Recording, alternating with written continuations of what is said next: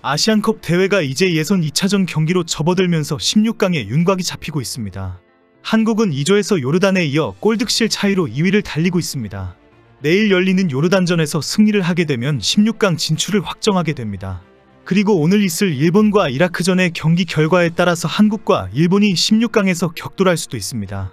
한국은 조별리그에서 1위를 할 것이 거의 확실한 상황이기 때문에 일본도 조 1위로 올라가야 결승전에서 만나게 됩니다. 만약에 오늘 일본이 이라크에게 패배를 하거나 무승부 경기를 하게 되면 조 1위로 한국과 16강에서 만날 수 있습니다. 이런 상황은 한국뿐 아니라 일본도 부담스럽기 때문에 반드시 이라크를 잡겠다는 분위기입니다.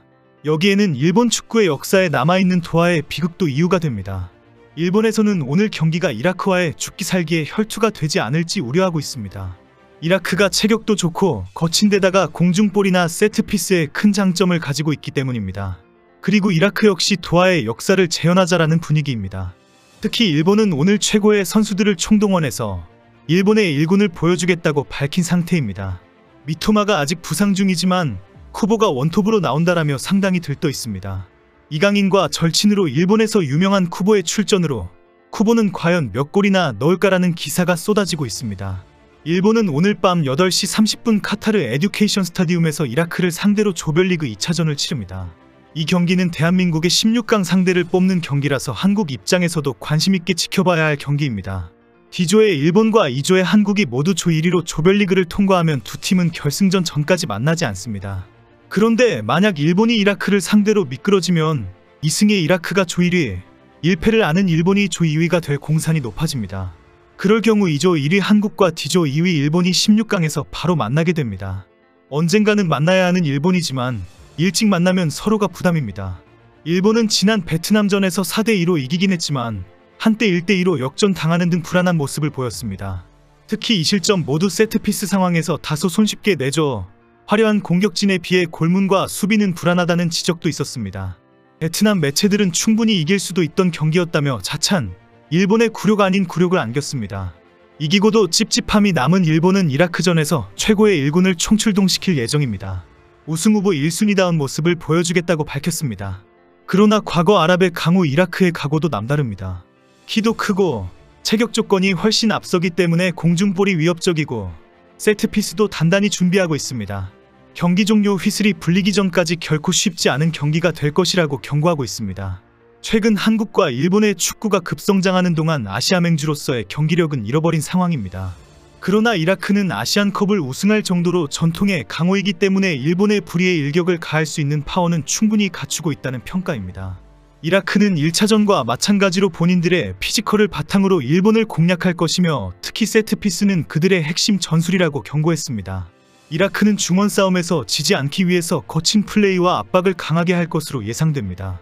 일본의 중원도 그동안 유럽 국가팀을 상대로 충분히 경쟁력 있는 모습을 보여주었기 때문에 큰 충돌로 이어질 것입니다.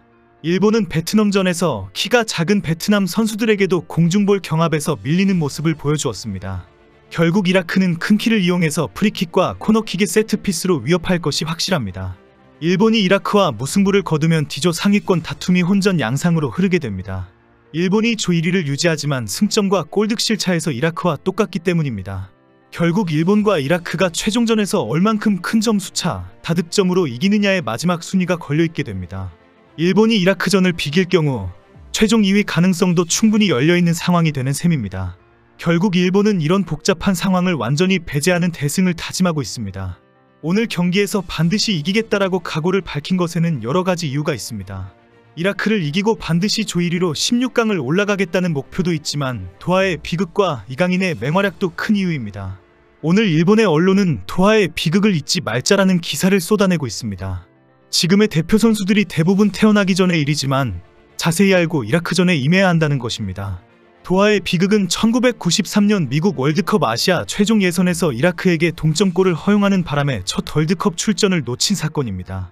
1993년 10월 28일 카타르 도하에서 열린 최종 예선 마지막 경기에서 이기면 월드컵 출전이라는 상황에서 이라크와 격돌해서 후반 종료 직전까지 2대1로 승리하고 있었습니다. 일본의 중계방송에서 이제 처음으로 월드컵에 출전한다라며 고함을 치고 있었고 일본인들은 박수와 환호를 치고 있을 때의 일격에 동점골을 갖다 바치게 됩니다. 종료 직전 추가 시간에 터진 이 동점골로 월드컵 출전권을 놓친 것입니다. 이제 카타르 도하에서 이라크를 또 만나게 되었다면서 복수해야 한다라는 분위기입니다. 어제 열린 모리아스 감독의 기자회견에서도 나는 30년 전 도하의 비극을 기억하고 있다라고 언급했습니다. 모리아스는 반드시 이길 것이다. 내가 경험한 30년 전과는 전혀 다른 멋진 플레이를 하고 싶다라며 선수들을 격려했습니다. 그리고 나의 아픈 경험을 선수들이 깨끗이 씻어주기를 바란다라고 말했습니다. 도하의 비극을 오늘 이라크전 대승으로 완전히 씻어버리겠다는 각오를 밝힌 것입니다. 주전 도미아스 다케이로도 부상에서 돌아와서 왔고 베트남전에서 후반 교체 출전했던 쿠보는 이라크전에서 선발 출전합니다. 도안니스, 이토주냐, 우에다 아야세까지 선발로 나서 말로만 듣던 전설의 일본 1군 멤버들이 이라크전의 모습을 드러낼 것이라고 대대적으로 보도하고 있습니다. 그리고 감독과 언론은 쿠보의 원톱 선발 출전을 대대적으로 보도하고 있습니다. 한국의 이강인이 지난 바레인전에서 2골을 넣는 등 맹활약한 것과 관련이 있습니다. 일본에서는 이강인과 쿠보가 절친이다라는 뉴스가 상당히 많이 나오는 편입니다. 이강인이 골을 넣거나 뜨거운 활약을 하면 쿠보의 친구 이강인이라고 모두 소개하는 정도입니다. 지난 한국과 바레인전 이후에도 일본 내에서는 거친 경기였다라는 지적과 이강인에 대한 평가 기사가 상당히 많았습니다. 이강인에 대한 평가가 많은 이유도 뛰어난 활약을 펼쳤다는 소개보다는 쿠보와의 비교 때문입니다. 이강인과 쿠보 다케우사는 모두 2001년생으로 어릴 때부터 스페인에서 서로를 알았던 사이입니다. 마요르카에서는 한솥밥을 먹으며 더 친해졌고 각각 레알 마요르카와 레알 소시에다드에서 리그 최정상급 활약을 펼친 시절도 있었습니다. 이들은 지금도 서로의 생일을 축하해주면서 축구팬들의 주목을 받았습니다.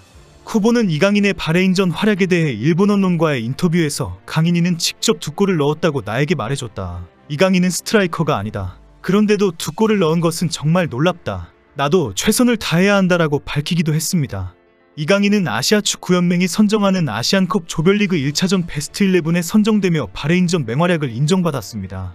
유럽 축구 통계 매체 소파스코어 역시 이강인을 조별리그 1차전 베스트 11에 선정했고 이강인은 베스트 11에 선정된 선수들 중에서도 가장 높은 평점 9.7점을 기록했습니다. 이런 와중에 손흥민은 아시아 축구협회와의 인터뷰에서 반드시 우승하겠다는 각오를 밝혔습니다. 인터뷰에서 손흥민은 18세 막내로 2011년에 카타르에서 열리는 아시안컵에 출전했다. 그리고 4번째 출전하는 아시안컵 대회가 카타르이다. 이제는 캡틴으로 아시안컵 우승을 하고 싶다라고 말했습니다.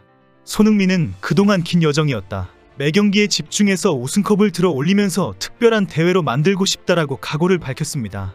손흥민의 각오처럼 이제는 우승할 때입니다. 일본이 이라크에게 패하고 16강에 올라오면 또 이겨주면 됩니다. 한국 대표팀 파이팅입니다.